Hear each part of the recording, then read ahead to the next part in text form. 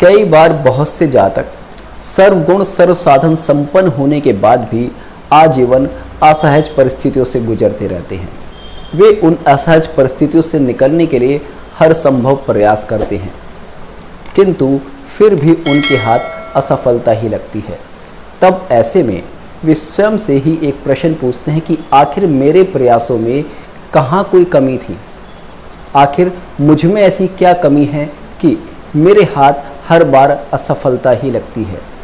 किंतु उनको कोई भी संतोषजनक उत्तर प्राप्त नहीं होता, क्योंकि वास्तव में उनके प्रयासों में कहीं कोई कमी थी ही नहीं। हमारे जीवन में आज हम जो भी हैं, हमारे जीवन में जो भी कुछ अच्छा बुरा है, वो हमारे ही शुभ और अशुभ कर्मों का फल है। आज हम कोई अच्छा काम करते हैं तो भविष्य में हमें उसका शुभ फल प्राप्त होता है। वहीं हम कोई बुरा कर्म करते हैं, किसी को मानसिक पीड़ा देते हैं, शारीरिक पीड़ा देते हैं, तो हमारे आने वाले समय में उस बुरे कर्म का फल हमें मिलता है, चाहे वो इस जन्म में मिले, चाहे वो हमारे आने वाले जन्मों में मिले। हमारी सनातन संस्कृति, हमारी सनातन परंपरा पूर्व जन्म और पूर्व जन्म में किए गए अच्छे बुरे कर्मों पर विश्वास रखती है, और ज्योतिष का तो आधार ही पूर्व जन्म में किए गए अच्छे बुरे कर्मों पर टिका है, क्योंकि ज्योतिष मानता है कि हमारा प्रारब्ध हमारे इस जन्म में होने वाली हर अच्छी बुरी घटना का कारण है। आज की इस वीडियो में मैं एक ऐसी स्त्री की जन्म कुंडली का विश्लेषण करने वाला हूं, जो कि सर्वगुण संपन्न होने के बाद भी आजीवन असहज परिस्थितियों से गुजरती रही। जीवन के 58वें वर्ष में प्रवेश करने के बाद भी इस स्त्री को अपने पति, अपने परिवार और अपनी संतान का कोई सहयोग नहीं मिला। यहाँ तक कि इस एज में आने के बाद भी इसको अपने पति से फिजिकल एब्यूजिंग का सामना करना पड़ता है। पति के मल्टीपल अफेयर्स हैं। इनसिक्योरिटी इस लेडी के अंदर ये है कि कहीं ऐसा ना हो कि इस एज में आने के बाद भी कल को इसका पति इसको घर से बाहर निकाल दे। बच्चों का कोई सपोर्ट नहीं। ऐसे में ये स्वयं से एक प्रश्न पूछते कि आखिर मुझ में ऐसी क्या कमी है कि मैं आजीवन अपने पति की सेवा करने के बाद भी, अपने परिवार के लिए समर्पित रहने के बाद भी इस स्टेज पर आकर खड़ी हूँ कि ना पति, ना संतान, ना परिवार, कोई भी कहीं मेरे सपोर्ट में नहीं है। ये लेडी एक वेल एजुकेटेड है, वेल मैनर्ड है और गुड लुकिंग भी है, किंतु उसके बाद भी आजीवन इसको अपने पति का कोई प्रेम या सहयोग नहीं मिला। इनकी जन्म कुंडली का विश्लेषण करने के साथ साथ हम इनके पूर्व जन्म के बारे में जानेंगे कि आखिर पूर्व जन्म में इन्होंने ऐसा कौन सा कर्म किया था जिस वजह से इनको आज इस परिस्थिति से गुजरना पड़ रहा है।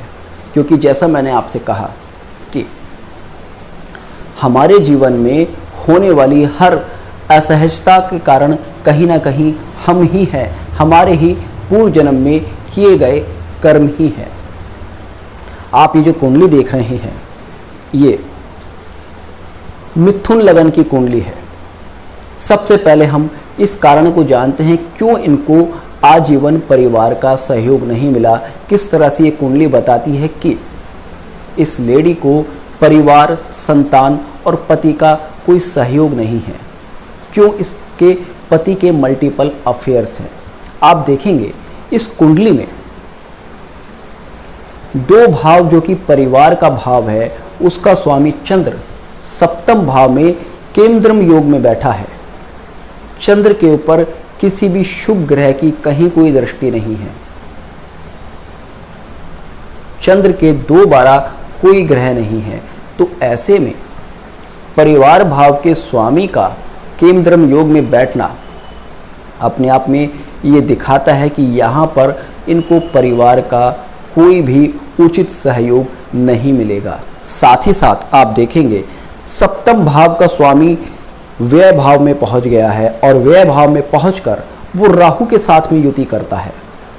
तो यहाँ पर ये दिखाता है कि सप्तमेश अपने से छठे भाव में और कुंडली के व्यय भाव में जाकर बैठा है, तो यहाँ पर इनको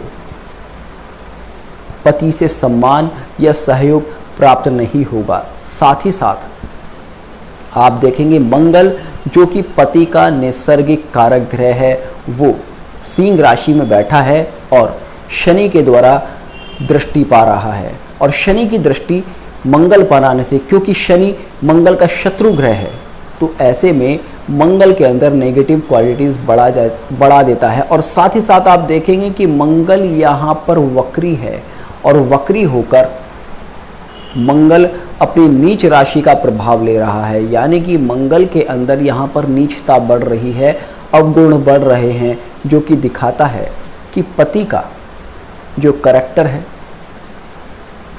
वो सही नहीं है, पति के जो विचार है वो सही नहीं है। साथ ही साथ आप देखेंगे मंगल के ऊपर शनि की दृष्टि है और मंगल वक्री होकर बुध और शुक्र से संबंध बनाता है। साथ ही साथ मंगल के त्रिकोण में चंद्र बैठा है, तो ऐसे में पति के मल्टीपल अफेयर्स यहाँ पर दिखते हैं। साथ ही साथ आप देखेंगे इस कुंडली में शुक्र जो कि स्त्री कारक ग्रह है और मंगल जो कि पति कारक ग्रह है, दोनों के बीच में सदाष्टक योग का निर्माण होता है। शुक्र दसम भाव में बैठा है और मंगल तीसरे भाव में बैठा है। मंगल और शुक्र के बीच बनने वाले इस सदाष्टक योग के कारण दिखाता है कि पति पत्नी के बीच में मधुर संबंध नहीं है। अब आप देखेंगे इस कुंडली में शुक्र अपनी उच्च राशि में बैठा है, केंद्र में बैठा है, जो कि दिखाता है कि ये लेडी बहुत ही सात्विक विचारों वाली है।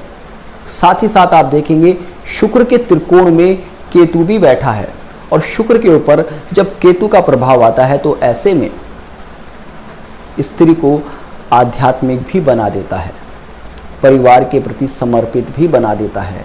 तो यहाँ पर ये दिखता है कि ये लेडी आध्यात्मिक भी है, परिवार के प्रति समर्पित भी है, वेल एजुकेटेड भी है, गुड लुकिंग भी है, किंतु सब कुछ होने के बाद भी इसको परिवार पति का कोई सहयोग नहीं है। ठीक है, कई बार होता है कि भाई यंग एज में किसी लेडी को अपने परिवार का, अपने पति का सपोर्ट नहीं मिला, पति का कैरेक्टर अच्छा नहीं था, पति की लैंग्वेज अच्छी नहीं थी, या कहें पति की आदतें अच्छी नहीं थी। किंतु होता है कि जैसे जैसे एज बढ़ती है दोनों के बीच में प्रेम बढ़ता है या फिर आपस में एक दूसरे की ज़रूरत महसूस होने लगती है, या फिर बच्चे बड़े होकर बच्चे माँ को सपोर्ट करते हैं। उस स्थिति में आकर बुढ़ापे में थोड़ा परिवार सुख मिलता है, किंतु यहाँ पर आप देखेंगे इस एज में आने के बाद भी किसी तरह का कोई परिवार सुख नहीं है और इनसिक्योरिटी है कि कल को अगर मेरे पति ने मुझे हाथ पकड़कर बाहर निकाल दिया तो मैं कहाँ जाऊंगी, क्या करूंगी।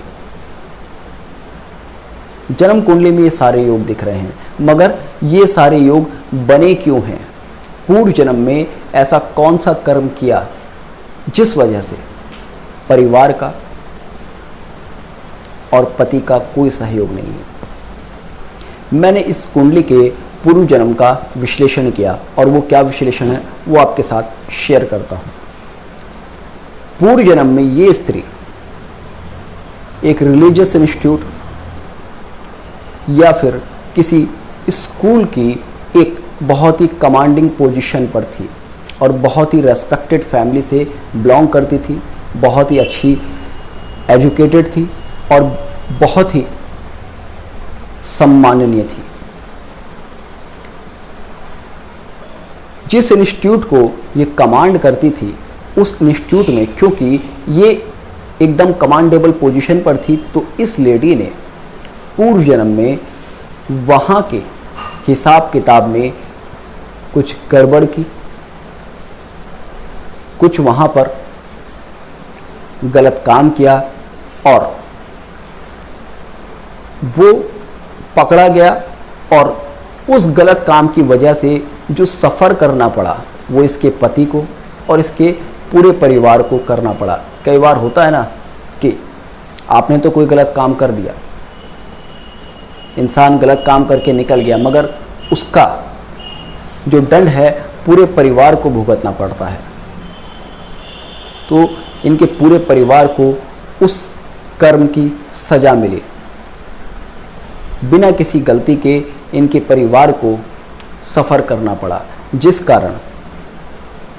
कर्म के कारण आज इनकी ये स्थिति हुई कि इनको परिवार का कहीं से कहीं तक कोई सहयोगी नहीं है। आप देखेंगे इस कुंडली में जब हम जीव कारक शुक्र को नवम भाव में रखते हैं तो शुक्र की स्थिति बहुत ही सुंदर बन जाती है। शुक्र नवमेश के साथ में बैठा है, जो कि दिखाता है कि धन, मान, सम्मान, पावर, अथॉरिटी सब कुछ इस लेडी के पास थी। शुक्र के ऊपर मंगल की दृष्टि आती है सिंह राशि से, शनि का प्रभाव होता है नवमेश के साथ में, तो बहुत ही सुंदर स्थिति इस लेडी की पूर्व जन्म में दिखाता है। और वहाँ पर क्योंकि गुरु के ऊपर राहु का प्रभाव है तो ये लेडी एक अधार्मिक कृत्य कर देती है, वहाँ के हिसाब किताब में कुछ गड़बड़ कर देती है और पूरे परिवार को सफ़र करना पड़ता है। साथ ही साथ यहाँ पर एक और पाप कर्म उजागर होता है। इस लेडी ने पूर्व जन्म में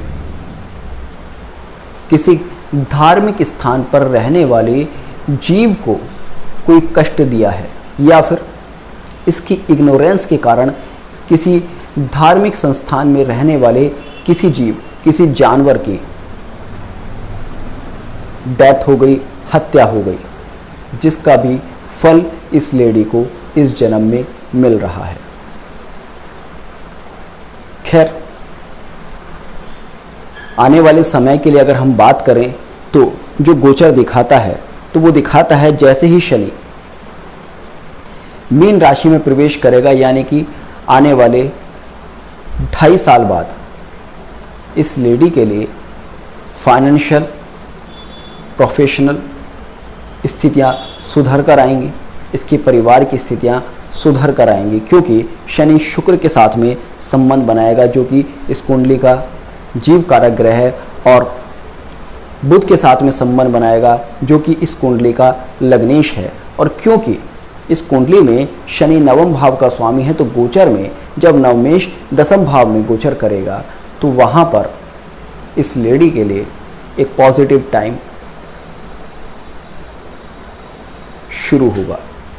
रेमेडी के लिए अगर बेस्ट रेमेडी कहें तो इनको धार्मिक संस्थानों में श्रमदान करना चाहिए।